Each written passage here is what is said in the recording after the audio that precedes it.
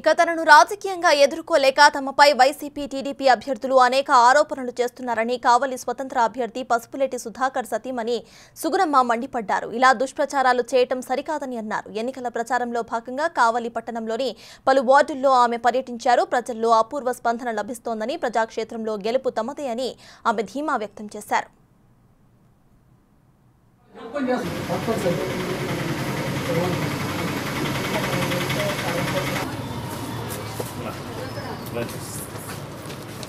సుధాకర్ వాళ్ళ వైపు పసుపు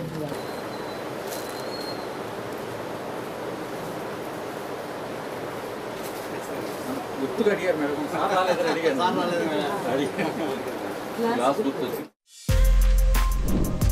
For more videos like this, subscribe Big TV channel.